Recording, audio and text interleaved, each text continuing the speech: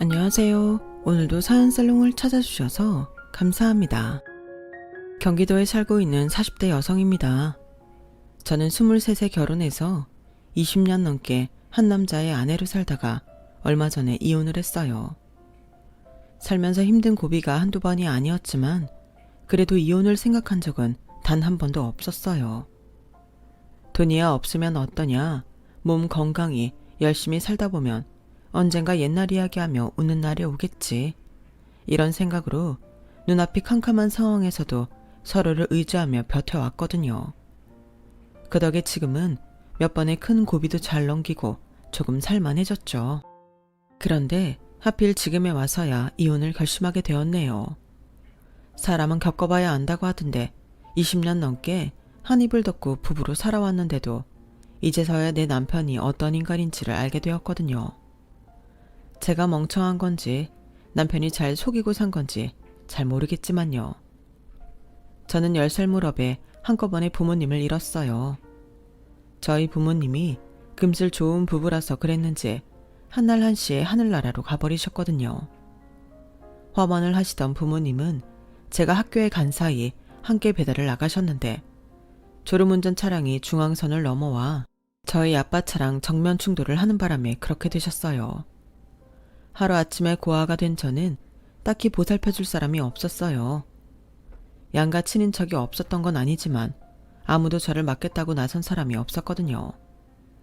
사실 남의 자식을 데려가 키운다는 게 쉬운 일은 아니잖아요. 그래서 원망은 안 해요. 다만 조금 서운한 점이 있다면 하루아침에 얼굴색을 바꾼 사람들의 태도였어요. 저희 부모님이 살아계실 때는 저희 집 도움을 받으려고 자주 찾던 친척들이 순식간에 등을 돌리더라고요. 늘 저를 웃는 모습으로 반기시던 그분들이 싸늘한 표정으로 저를 대했던 그날의 기억은 아직도 잊혀지지가 않아요. 그때 알았죠. 부모가 없다는 건 이런 거구나 하고요. 장례식이 끝나도록 제 거치 문제는 해결이 나지 않았어요. 친가 식구들은 외가 식구들한테 저를 떠밀었고 외가에서는 성도 다른 애를 왜 우리가 키워야 하냐고 결사 반대를 했죠. 그런 와중에 저를 맡아 키우겠다고 하는 사람이 나타났는데 그 사람은 다름 아닌 제 외삼촌이었어요. 정확히는 저희 엄마와 배다른 형제인 외삼촌이었죠. 당시 외삼촌은 고작 20대 중반에 불과했는데 아직 결혼도 하지 않은 처지였죠. 저희 부모님의 부고도 뒤늦게야 전이 듣고 장례식 마지막 날에야 달려왔던 외삼촌은 저를 맞지 않겠다고 싸우는 사람들 틈에서 유독 혼자 슬픈 표정이었어요. 외삼촌은 제가 사람들이 떠드는 소리를 듣는 게 싫었는지 양손으로 제 귀를 막아주었어요. 그리고 사람들 앞에서 소리쳤죠. 걱정들 마세요. 정민이는 제가 키웁니다. 그러니까 애 앞에서 제발 쓸데없는 소리 좀 그만하시라고요. 삼촌은 저를 끌어안고는 장례식장을 빠져나왔어요. 그리고는 인적이 드문 주차장 근처 벤치로 가서 저를 내려주었죠. 정민아, 안에서 사람들이 했던 말들은 다 잊어. 정민이는 절대 혼자가 아니야. 이렇게 버젓이 삼촌이 있는데 왜 혼자야? 앞으로는 삼촌이랑 둘이 살자. 삼촌이 학원도 보내주고 대학도 보내줄 테니까 아무 걱정 말고 튼튼하게만 자라줘. 그럼 되는 거야. 거짓말. 삼촌도 결혼하고 아이가 생기면 그땐 나 버릴 거잖아. 큰아빠가 그랬어. 내 자식 키우는 것도 힘든데 남의 자식까지 어떻게 키우냐고. 삼촌도 그럴 거잖아. 아니야. 삼촌은 결혼 같은 건 안 할 거야. 삼촌은 평생 정민이랑 살 거야. 못 믿겠어? 그럼 손도장이라도 찍어줄까? 삼촌은 제 새끼손가락에 고리를 걸어 흔들고는 엄지손가락으로 지문 도장까지 찍는 흉내를 냈어요. 자, 이제 됐지? 정민아, 사실은 삼촌도 엄마 아빠가 없어서 외로워. 너도 알잖아. 외할머니랑 이모들이 다들 나 싫어하는 거. 그나마 유일하게 나한테 잘해줬던 사람이 너희 엄마였는데 이젠 하늘나라로 가셨으니 정민이가 내 편 좀 해줘라. 우리 둘이 서로 의지하고 살아보자고. 삼촌은 고작 10살밖에 안 된 조카 앞에서 눈높이를 맞추려 무릎까지 꿇고는 인자한 표정으로 말했어요. 삼촌의 그날 눈빛은 세상에서 가장 따스하고 슬픈 눈빛이었죠. 그렇게 저는 외삼촌과 함께 살게 되었어요. 외삼촌은 서울에서 다니던 직장도 그만두고 저희 집으로 내려왔어요. 어린 조카를 키우면서 부모님이 하시던 농원을 다시 살려보려고 무진 애를 썼죠. 그런데 외삼촌의 이런 모습이 친척들 눈에는 안 좋게 보였나 봐요. 툭 하면 큰아빠랑 큰엄마가 저희 농원에 내려와 외삼촌과 싸우고 가셨거든요. 이봐요 사돈, 따지고 보면 사돈도 아니지. 배다른 형제라서 그쪽 집안에서도 취급도 안 해주는 처지니까. 암튼 그쪽이 무슨 생각으로 여기 내려와 있는지는 모르겠지만 이거 하나는 확실히 알아두세요. 이 농원 절대 그쪽 손에 들어갈 일 없습니다. 내 동생이 이걸 어떻게 키운 건지 알기나 해요. 피를 나눈 형제들도 어린 정민이 생각해서 손 안 대는 걸 왜 엄한 놈이 달려들어 빼먹으려고 난리야. 암튼 길게 말할 필요 없이 정민이가 성인이 될 때까지는 내가 농원 맡아서 관리할 테니까 여기 일에 손 떼고 나가요. 뭐 그쪽이 정민이를 키우겠다면 그건 안 말리겠어요. 대신 여기서 이러지 말고 그쪽 살던 대로 데려가서 키우라고요. 그건 안 됩니다. 이 집이랑 농원은 정민이한테는 의미가 있는 곳이니까요. 하루아침에 부모를 잃었는데 살던 곳까지 떠나는 건 애 정서교육에도 안 좋은 영향을 끼칠 게 뻔해요. 큰아버님께서 뭘 걱정하시는지 저도 잘 압니다. 그래서 변호사 사무실에 의뢰해 집이랑 농원은 정민이가 성인이 될 때까지 묶어둘 생각입니다. 그래도 제가 의심스러우시다면 정민이 큰아버님이 정민이 후견인이 되어주세요. 그러면 안심하실 수 있잖아요. 후견인이 되면 제가 성인이 될 때까지 저를 대신해 저희 부모님의 재산 관리를 할 수 있는 자격이 생기는 거였지만 큰아빠는 선뜻 하겠다는 말을 하지 않았어요. 나중에 안 사실이지만 큰아빠한테는 후견인이 될 수 없는 결격 사유가 있었더라고요. 사업 실패로 파산 신청을 한 데다 당시에 신용불량자였거든요. 그래서인지 법적 후견인 얘기가 나오자 버럭 화를 내고는 돌아가 버렸어요. 저희 집 재산을 노린 건 큰아빠뿐만이 아니었어요. 고모들도 달려들었고 심지어 외할머니와 이모까지 달려들었거든요. 외할머니는 저희 집에 찾아와 외삼촌한테 매질까지 했어요. 니깎게 뭐라고 내 딸 재산 뺏어먹으려고 여기서 기웃대는 거냐? 니 놈이 이런다고 집이랑 농원이 니 손에 들어갈 상 싶냐? 하는 꼴이 꼭 죽은 지혜미를 닮아서 남의 걸 탐할 줄이나 알지? 큰어머니, 저 그런 생각으로 여기에 와 있는 거 아니에요. 제발 믿어주세요. 됐다. 내가 네 검은 속을 모를 줄 아냐? 네 애비 죽고 집에서 쫓아냈다고 나랑 내 딸들한테 복수하려고 이러는 거 아니야? 하다 이젠 부모 잃은 조카 등까지 처먹으려고 그래. 네가 그러고도 인간이냐? 죽어라 이놈아. 보다 못한 저는 빗자루를 들고 외삼촌을 때리는 할머니를 막아섰어요. 그땐 어디서 그런 용기가 났는지 모르겠지만 적어도 내가 봐온 외삼촌은 외할머니보다 훨씬 좋은 사람 같아서 지켜주고 싶었던 것 같아요. 할머니, 이러지 마세요. 할머니도 나 안 맞겠다고 했잖아요. 저보고 혹덩이라고 말했잖아요. 그런데 왜 우리 집에 와서 이러세요? 난 할머니도 싫고 이모도 싫어요. 그러니까 우리 집에서 나가세요. 저는 악을 쓰며 외할머니와 이모를 저희 집에서 내쫓았어요. 그리고는 약상자를 꺼내 외삼촌 몸에 난 상처에 약을 발라주었어요. 삼촌은 바보야? 왜 가만히 매를 맞고 있어? 그럼 어떡해. 큰어머니가 나한테 화가 나셔서 그런걸. 아우, 그럼 요령껏 피해야지. 10살밖에 안 된 조카가 그런 것까지 가르쳐줘야겠어? 삼촌이 날 키우는 건지 내가 삼촌을 키우는 건지 모르겠잖아.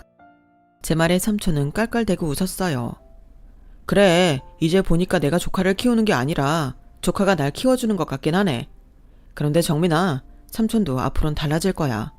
정민이 네가 자라서 집이랑 농원을 관리할 수 있을 때까지 너희 큰아빠랑 고모, 외할머니랑 이모한테서 너랑 집 농원까지 지켜낼 거거든. 우리 정민이가 빨리 어른이 됐으면 좋겠다. 그래야 삼촌도 마음 편하게 두 다리 쭉 뻗고 살지. 그 일이 있고 얼마 뒤 외삼촌은 제 후견인이 되었어요. 삼촌이 후견인이 된 이상 그 누구도 우리 집 일에 관여할 수 없게 되었죠. 삼촌은 인물도 좋고 키도 큰 편이라서 동네 여자들한테 인기가 좋았어요. 심지어 거래처 손님들한테도요. 제가 동네 아줌마들한테 제일 많이 들었던 말이 뭔지 아세요? 네 삼촌은 왜 장가를 안 간다니? 좋다는 여자들이 한 트럭은 될 텐데. 이런 말들이었어요. 어릴 땐 그런 말에 신경이 쓰이지 않았는데 사춘기가 지나면서는 그 말을 들을 때마다 가슴에 가치가 꽂히는 기분이었어요. 나 때문에 삼촌이 결혼도 않고 사는 걸 확인시켜주는 말 같았거든요. 그래서 종종 마음에도 없는 말을 하곤 했죠. 삼촌, 제발 장가 좀 가라. 동네 아줌마들이 나 붙들고 삼촌 언제 장가 가냐고 묻는단 말이야. 할 일도 없네. 남이서 장가를 가든 시집을 가든 뭔 상관이래. 괜한 소리에 신경 쓸 거 없어. 어떻게 신경을 안 써? 그러다가 독거노인 되는 건 시간 문제인데. 설마 나한테 부양받고 살 생각은 아니지? 그런 거라면 난 사양이야. 난 멋진 남자 만나서 알콩달콩 살 거거든. 그러니까 삼촌도 얼른 짝 찾아서 결혼해. 총각 귀신 되기 싫으면. 말은 그렇게 했지만 사실은 외삼촌의 결혼을 가장 두려워했던 건 저였어요. 외삼촌이 결혼해서 아이가 생기면 지금처럼 저를 돌봐주지 않을지도 모른다는 걱정 때문이었죠. 이런 제 걱정 탓이었는지 외삼촌은 제가 대학에 들어갈 때까지도 결혼은커녕 여자친구도 한 번 사귄 적이 없었어요. 대학생이 되고 첫 연애를 경험한 후에야 외삼촌이 나를 위해 얼마나 큰 희생을 했는지를 뼈저리게 느낄 수 있었어요. 그래서 그때부터는 진심으로 외삼촌의 결혼을 기다리게 되었죠. 하지만 그런 바람과는 달리 먼저 결혼을 하게 된 건 외삼촌이 아닌 저였어요. 경기권에서 대학을 졸업하고 회사에 취직한 저는 친구 소개로 만난 남자와 2년간 연애를 하다가 결혼을 하게 되었거든요. 남편은 저와 같은 안성 출신이지만 서울에 있는 회사에 다니고 있어서 신혼집은 서울에 마련하게 되었어요. 그 바람에 10살 이후 삼촌과는 처음으로 떨어져 지내게 되었죠.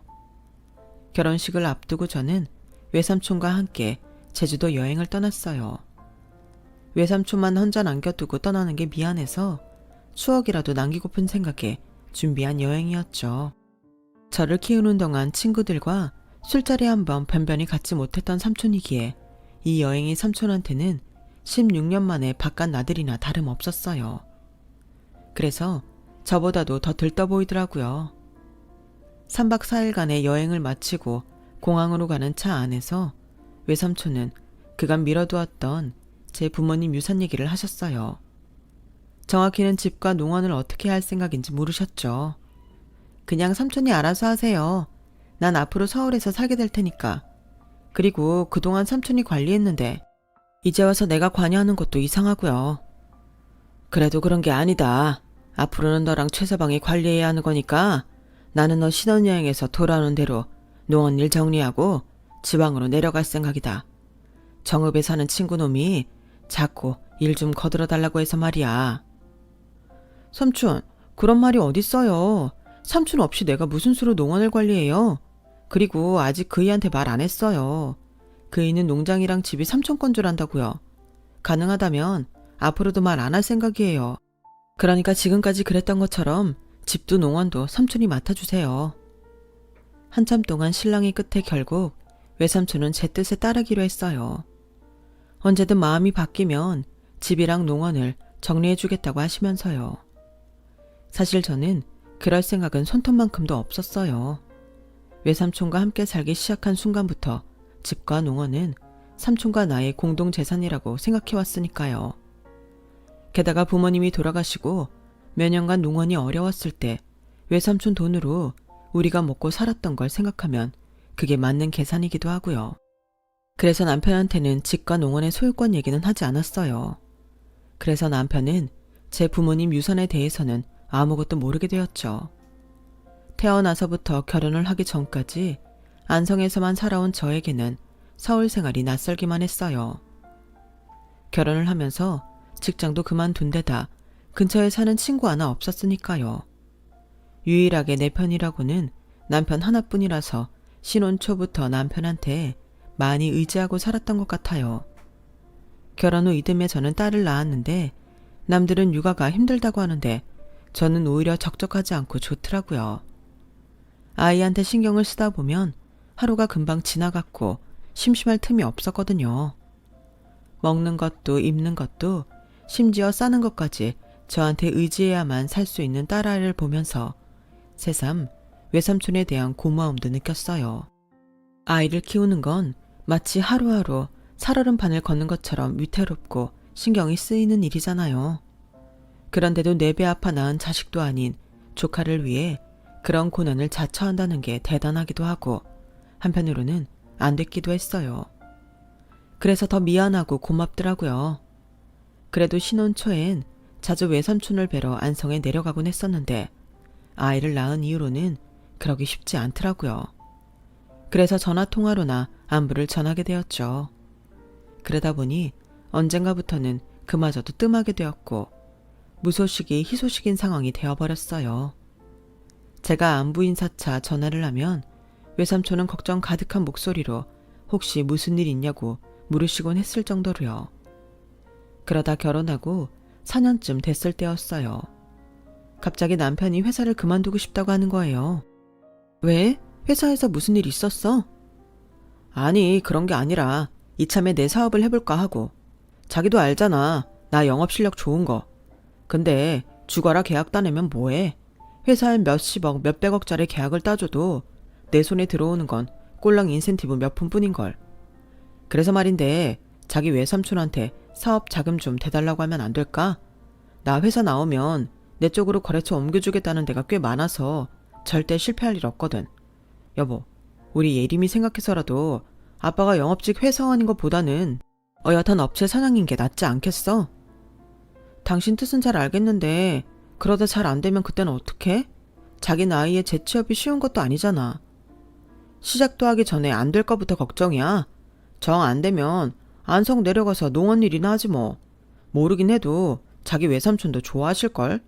그러니까 나 믿고 한 번만 밀어주라. 응? 솔직히 썩 내키지는 않았어요. 안정적인 직장 나와서 앞날도 보장되지 않는 도박을 하겠다는데 왜 안 그렇겠어요? 게다가 애까지 있는 처지에 말이죠. 그래서 차일피일 대답을 미루고 있었는데 하루는 시어머니께서 찾아오셨더라고요. 평소보다 사근사근 하신 게 말 안 해도 무슨 얘기를 하러 오셨는지 알겠더라고요. 아니나 다를까 집에 오신 지 10분도 안 돼서 어머님이 제 남편 사업 얘기를 꺼내셨어요. 내가 능력이 되면 내 돈으로 밀어주고 싶지. 근데 너도 알다시피 우리가 그럴 형편이 되니? 니들 결혼 앞두고 궁합 보러 갔을 때 거기서도 그러더라. 우리 애가 사업을 하면 크게 될 사람이라고. 그런 걸 부모 잘못 만난 탓에 저러고 남의 회사에서 재주 썩히고 있으니 이게 말이 되는 일이니? 아가, 내가 너한테 부탁 좀 하마. 네 외삼촌한테 말해서 네 남편 사업자금 좀 대달라고 그래. 내 아들 혼자 좋으라고 이러는 거 아니잖니? 우리 애 돈 잘 벌면 너랑 예림이가 좋지 내가 좋니? 한동안 남편과 시어머니가 번갈아가며 나를 들들 볶는 바람에 결국 저는 외삼촌한테 이 얘기를 전했고 얼마 뒤 외삼촌은 제 통장으로 3억을 보내주셨어요. 저 결혼할 때도 신혼집 준비하는데 1억이나 보태주셨던 터라 너무 미안해서 미치겠더라고요. 하지만 저와는 달리 남편은 좀 실망한 표정이었어요. 3억으로는 좀 빠듯한데 자기 외삼촌이 보기보다 통이 좀 작은 사람인가 보다. 창업자금인데 3억은 좀 그렇지 않나? 구멍가게 차리는 것도 아닌데 말이야. 어머, 이 사람 말하는 것 좀 봐. 싫으면 내놔. 기껏 생각해서 도와줬더니 뭐? 3억이 적어? 진짜 배부른 소리 하고 있네. 생각을 해봐. 요즘 세상에 누가 담보 하나 없이 3억이나 빌려주겠어? 어림도 없지. 우리 삼촌이나 되니까 그 큰 돈을 아무 조건 없이 빌려준 거라고. 근데 자기 말이 좀 이상하다. 말끝마다 빌려준 거라니. 외삼촌이 내 사업에 투자하는 거 아니었어? 사실 외삼촌은 갚으라는 말 없이 보내주신 돈이었지만 공짜 돈이라고 하면 남편이 쉽게 생각할 것 같아서 내 선에서 빌려준 돈으로 둔갑시켰어요. 그랬더니 남편 표정이 싹 달라지더라고요. 무슨 소리야. 당연히 갚아야지. 차용증도 써서 삼촌한테 보내야 돼. 그럼 돈 3억이 네 집 개 이름인 줄 알았어? 아니, 당연히 갚아야지. 나도 갚으려고 생각했었어. 남편은 차용증을 쓰는 내내 떨떠름한 표정이었어요. 그 모습을 보니 거짓말을 하길 잘했다 싶더라고요. 공짜 돈이라고 쉽게 봤던 게 분명했으니까요.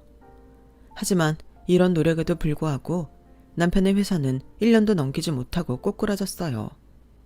쉽게 계약을 따낼 수 있을 거라고 장담했던 남편이 이렇다 할 실적을 내지 못했거든요.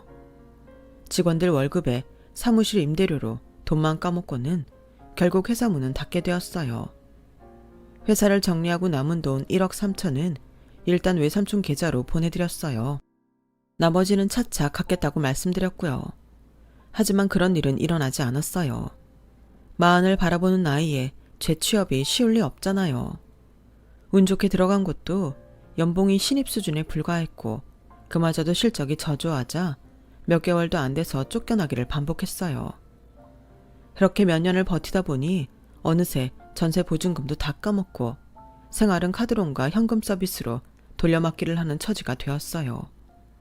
이제 더는 버틸 희망조차 없어진 그때 외삼촌이 저희 집으로 찾아왔더라고요. 여기서 고생하지 말고 나랑 같이 안성으로 가자. 가서 농원이라고 살면 너희 세 식구 입에 풀칠이야 못하겠니? 최서방, 기운 차리게. 자네가 이렇게 넋 놓고 있으면 어쩌나? 처자식을 생각해야지. 이제 조금 있으면 예림이도 학교에 들어갈 텐데 아빠라는 사람이 허구한 날 집에서 술독에 빠져있으면 어떡해? 일어나게 어서. 삼촌은 반지하 월세방에 살고 있던 저희 식구를 데리고 안성으로 내려가셨어요. 그리고는 남편한테 농원 일을 가르치셨죠. 사업이 망하고 다니던 회사에서도 연달아 업무 실적을 핑계로 쫓겨났던 남편은 자존감이 바닥을 치고 있는 상황이었는데 외삼촌 옆에서 농원 일을 배우면서 조금씩 예전의 모습을 찾아가기 시작했어요. 서울에 있을 땐 식당 일도 하고 팥줄 일도 하면서 닥치는 대로 일을 해서 돈을 벌었던 저 역시 외삼촌 덕분에 육아와 살림만 챙기게 되었고요. 그렇게 시간은 흘러 어느새 저희 딸이 10살이 되었어요. 제가 부모님을 잃고 혼자 남겨졌던 그 나이였죠. 그런데 하필 그때 반갑지 않은 불청객들이 집에 찾아왔지 뭐예요. 오랫동안 연락을 끊고 살았던 큰아빠였어요. 수십 년의 세월이 흐른 만큼 그 사이 많이 늙으셨더라고요. 하지만 달라지지 않은 점도 있었어요. 정민아, 내가 이렇게 부탁한다. 더도 말고 딱 1억만 빌려줘. 오죽하면 내가 조카인 널 찾아와서 이런 부탁을 하겠냐? 저 그런 돈 없어요. 그리고 있어도 못 드려요. 저 결혼한다고 연락드렸을 때 큰아빠가 저한테 뭐라고 하셨어요? 영 끊고 살자고 하셨잖아요. 그래놓고 돈 필요해지니까 찾아오신 거예요. 어떻게 한 입으로 두 말을 하세요? 그땐 내가 어리석었다. 원한다면 지금이라도 사과하마. 그래도 명색이 가족인데 이렇게 모질게 굴 건 없잖니. 가족이요? 큰아빠는 자기한테 필요할 때만 가족을 찾으시나 보네요. 저를 가족이라고 생각하시는 분이 저희 부모님 돌아가시자마자 저 고아원에 보낼 생각부터 하셨어요? 그게 무슨 가족이에요. 가세요. 그리고 앞으로도 찾아오지 마세요. 저는 20년이 훨씬 넘도록 연락 한 번 없다가 돈 궁해지니까 가족이라는 이름을 앞세워 찾아온 큰아빠를 매몰차게 내쫓았어요. 큰아빠의 존재조차 몰랐던 남편은 그런 제 모습을 보고는 꽤 놀란 듯 보였어요. 하지만 자세한 내막을 묻지는 않더라고요. 그런데 얼마 뒤 사단이 나고 만 거예요. 돈을 빌려주지 않자 제게 앙심을 품은 큰아빠가 제 남편을 몰래 불러서는 쓸데없는 얘기를 늘어놓은 거죠. 여보, 이 집이랑 농원 당신 거라는 게 사실이야? 자기 부모님이 유산으로 물려주신 거 맞냐고. 말 못하는 거 보니 맞구나. 이야, 난 지금까지 그것도 모르고 자기 외삼촌한테 괜히 미안해했잖아. 그리고 자기 외삼촌이라는 사람 자기 엄마랑 배다른 형제라며? 집에서도 내쳐진 사람이라던데. 그럼 자기랑 조카 삼촌도 아닌 거잖아. 안 그래? 아니, 그렇게 신원도 불분명한 사람한테 그 오랜 세월 동안 자기 재산을 맡겼던 거야? 도대체 뭘 믿고? 도대체 누구한테 무슨 말을 듣고 왔는지 모르겠지만 그런 거 아니야. 그리고 내 외삼촌 맞아. 나 10살 때 부모님 돌아가신 이후로 자기 만나 결혼하기 전까지 나 키워준 내 삼촌 맞다고. 큰아버지 말씀은 좀 다르던데 자기 혹시 외삼촌이란 사람한테 생각을 주입당했던 거 아니야? 그래서 그렇게 맹목적으로 믿는 거 아니냐고. 이야, 이거 까딱했다간 엉뚱한 사람한테 전 재산 뺏길 뻔했잖아. 사람은 자기가 보고 싶은 것만 본다더니 제 남편도 그랬어요. 제가 아무리 자초지종을 설명해도 좀처럼 믿으려들지 않았죠. 그저 머릿속에는 온통 돈뿐이었어요. 그날부터 남편은 외삼촌을 대하는 태도가 달라졌어요. 마치 주인집 아들이 종놈 대하듯 하더군요. 그리고는 일도 전처럼 열심히 하지 않았어요. 자기가 움직여서 일하기보다는 남한테 지시하면서 관리자 노릇만 하려들었죠. 그러던 어느 날 결국 사단이 나고 말았어요. 제 남편이 농땡이를 부리며 일을 제대로 하지 않자 외삼촌이 한마디 했더니 남편이 대들고 나선 거였죠. 보자니까 너무하시네. 내가 내 농원에서 부리는 사람 명령까지 따라야 합니까? 저요 다 알고 있습니다. 그쪽이랑 내 아내가 진짜 삼촌 조카 사이가 아니라는 거. 저희 장모님이랑 배다른 형제라면서요. 집에서도 내쳐졌으면 남남 아닙니까? 그래놓고 무슨 삼촌은. 그리고 앞으론 나한테 이래라 저래라 하지 마세요. 이 농원이랑 집 내 아내 거잖아요. 암튼 난 할 말 다 했으니까 억울하면 짐 싸서 나가세요. 구차하게 매달리지 말고. 남편의 달라진 태도에 외삼촌은 충격을 받으셨어요. 상황이 그 지경인데도 저한테는 아무 내색도 하지 않으시다가 얼마 뒤 지방에 있는 친구분 농장일 도와주시러 가신다고 나가셔선 연락이 끊어졌어요.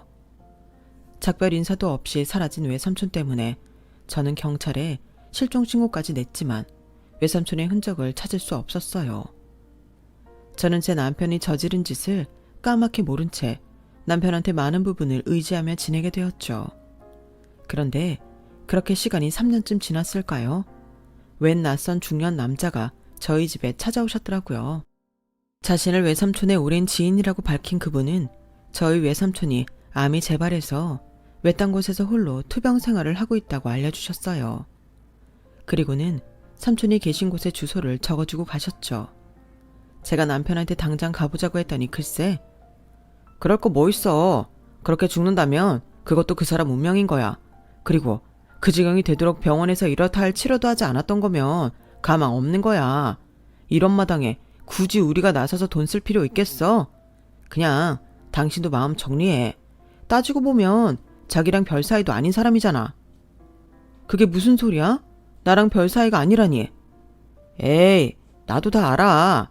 자기 큰아버지가 그러시는데 그 사람 장모님의 배다른 형제라며. 외조부 돌아가시고 집에서도 쫓겨나서 밖에서 살았다던데. 그럼 남이나 마찬가지지 무슨 삼촌은. 암튼 쓸데없는데 돈 쓸 생각하지 말고 자기 모른 척해. 그동안 자기 부모님 유산 관리한답시고 해먹은 돈도 꽤 될 테니까 미안한 마음 가질 거 없어. 그 순간 내 남편이 사람 같아 보이지 않았어요. 돈에 환장한 괴물 같더라고요. 그 사람? 당신한테는 고아인 이날 이때까지 키워주고 보살펴준 우리 외삼촌이 그 사람이야? 사람 참 무섭다. 우리 삼촌 돈 받아가며 회사 차리고 회사 망한 뒤에는 굶어 죽을 판인 거 데려다 먹여주고 재워준 은인을 그깟 돈에 눈이 멀어서 그 사람이라고 하다니. 당신 내가 아는 내 남편 맞아? 어쩜 사람이 이래. 다른 사람은 몰라도 당신은 그러면 안 되지. 우리 삼촌한테 그렇게 은혜를 입었으면서 어떻게 이럴 수가 있냐고. 당신이 안 가겠다면 좋아, 나 혼자 갈게. 당신이 뭐라고 하든 난 우리 삼촌 살려야겠으니까 나 말리지 마. 서운한 마음에 혼자 집을 나서려는데 남편이 따라 나오더라고요. 그 정신에 어떻게 그 산골까지 가겠냐면서 자기가 태워다 주겠다고 하더군요. 생각 같아선 남편 손을 뿌리치고 싶었지만 차가 없이는 외삼촌이 있는 곳까지 가기 힘들 것 같아서 못 이기는 척 남편 차에 올랐어요. 한참을 달려서 도착한 곳은 강원도 어느 산골이었어요. 삼촌이 지내고 있는 곳은 말이 집이지 다 쓰러져가는 토굴 같은 곳이었어요. 뼈만 앙상한 채로 잠들어 있는 모습을 보니 눈물만 쏟아지더라고요. 삼촌을 흔들어 깨워봤지만 몸에 기운이 없어서 그런지 좀처럼 일어나지를 못했어요. 여보, 차에 시동 좀 걸어. 근처 병원에라도 모시고 가서 링거라도 놔드려야겠어. 이 사람이 미쳤어? 놔두면 죽을 사람을 뭐하러 돈 들여가며 살려. 그냥 둬. 이것도 다 이 사람 팔자야. 뭐? 너 지금 그걸 말이라고 해? 눈앞에서 사람이 죽어가는데도 너는 그놈의 돈 타령이냐? 그리고 지금 네가 먹고 쓰는 그 돈이 네 거니? 내 돈이야. 내가 내 돈을 어떻게 쓰든 넌 상관할 자격이 없는 거라고. 그렇게 돈이 좋으면 네 손으로 벌어서 써. 난 내 재산 다 털어서라도 우리 삼촌 살릴 거니까 넌 네 갈 길 가라고. 대신 나갈 땐 네 몸만 들고 나가. 내 돈으로 산 거 하나라도 들고 나갔다간 절대로 경찰에 신고할 테니까. 아, 저 차도 두고 가. 저거 우리 삼촌이 산 차잖아. 꼴 보기 싫으니까 당장 꺼지라고. 야, 이 미친년아. 넌 네 남편보다 그놈의 반쪽짜리 삼촌이 중요하냐? 그리고 네가 뭘 모르나 본데 부부가 이혼할 때는 한쪽에 특별한 귀책 사유가 없는 이상 재산 분할을 해야 하는 거야. 집이면 농원까지 전부 반으로 나눠야 한다고. 뭘 알고나 까불어. 남편은 기세등등하게 큰 소리를 쳤어요. 모르는 건 너지. 집이랑 농원이 누구 명의로 되어 있는데 확인은 제대로 해봤니? 우리 삼촌 이름으로 되어 있어. 내가 애초에 삼촌한테 다 넘겼다고. 우리 부모님 유산은 그동안 다 쓰고 사라진 지 오래야. 네가 툭하면 내 친정에서 끌어다 쓴 돈들 그게 우리 부모님 유산이었다고. 그러니까 너랑 나 이혼해도 네가 챙겨갈 수 있는 돈은 한 푼도 없단 얘기야. 그뿐이니? 네가 우리 삼촌한테 빌려 쓰고 안 갚은 1억 7천 이혼할 때 그것도 확실히 해결해 주길 바래. 안 그러면 소송인 거 알지? 내 할 말 끝났으니까 당장 차키 내려놓고 여기서 나가. 그제야 상황 파악이 된 남편은 자기가 병원까지 데려다 주겠다며 어떻게든 제게 달라붙어 보려고 했지만 어림도 없는 일이었죠. 남편을 내쫓은 저는 119에 전화해 외삼촌을 모시고 병원으로 향했어요. 그리고 얼마 뒤에 외삼촌을 저희 집에서 가까운 병원에 입원시켰죠. 아무도 나를 걷어두지 않을 때 제게 손을 내밀어준 외삼촌을 이렇게 보낼 수가 없었거든요. 병원에 입원한 뒤 조금씩 체력을 회복한 외삼촌은 항암 치료를 시작했어요. 큰 차도를 기대하기 힘든 상황이지만 그래도 끝까지 해볼 수 있는 건 다 해보기로 했거든요. 하지만 약 때문에 음식물 섭취가 힘든 외삼촌은 식사를 거부하기 일쑤였어요. 그럴 때마다 저는 외삼촌한테 통사정을 하면서 기어이 한 숟가락이라도 떠먹이곤 했죠. 삼촌, 나 진짜 고아 만들기 싫으면 삼촌이 털고 일어나야 돼요. 아무리 무서운 병도 사람의 의지가 강하면 떨어져 나가기 마련이라고요. 어떻게든 살아요. 살아서 삼촌 인생 다 바쳐서 키운 이 조카한테 효도도 받고 조카 손녀딸 자라는 모습도 보시라고요. 삼촌, 제발 날 위해서 살아줘요. 네? 조카의 눈물의 삼촌은 젖먹던 힘까지 짜내가며 투병 생활을 이어가셨어요. 하루에도 몇 번씩 토하고 먹기를 반복하면서도 식사를 거르지 않으셨죠. 그리고 2년이 지난 지금은 집에서 생활을 하시면서 농원도 둘러보실 정도로 상태가 많이 호전되었어요. 물론 여전히 항암 치료도 병행하고 있지만 그래도 이전보다는 훨씬 좋아지셨죠. 이제는 이혼녀가 된 저는 다행히 양육권을 얻어서 딸아이를 데리고 삼촌 집에서 함께 살고 있어요. 남편은 딸아이와 한 달에 2번씩 만나고 있고요. 갈라설 때 빤스 한 잔까지 탈탈 털리고 나간 남편은 여전히 저희 집과 농원에 대한 미련을 버리지 못하고 있어요. 딸아이와 만날 때마다 우리 부부의 재결합을 종용할 정도로요. 하지만 어림도 없어요. 이미 그 시꺼먼 속을 알아버렸는데 그런 인간이랑 미쳤다고 재결합을 하겠어요. 어림도 없는 소리죠. 양육비도 10원 한 장까지 다 받아낼 겁니다. 현재로서는 농원 일에 삼촌 간병, 집안일과 애 뒷바라지까지 몸이 10개라도 모자랄 정도로 바쁘지만 그래도 삼촌이 제 곁에서 오래오래 사실 수만 있다면 이런 건 문제도 아니라고 생각해요. 어제보다 나은 오늘, 그리고 오늘보다 나은 내일을 기대하며 오늘도 열심히 살아가렵니다. 여러분도 많이 응원해주세요. 지금까지 제 사연을 들어주셔서 감사합니다. 항상 건강하세요. 여러분, 사연 댓글에 응원과 현명한 조언 부탁드려요. 좋아요와 구독은 저에게 큰 힘이 됩니다. 오늘도 좋은 일 가득하세요.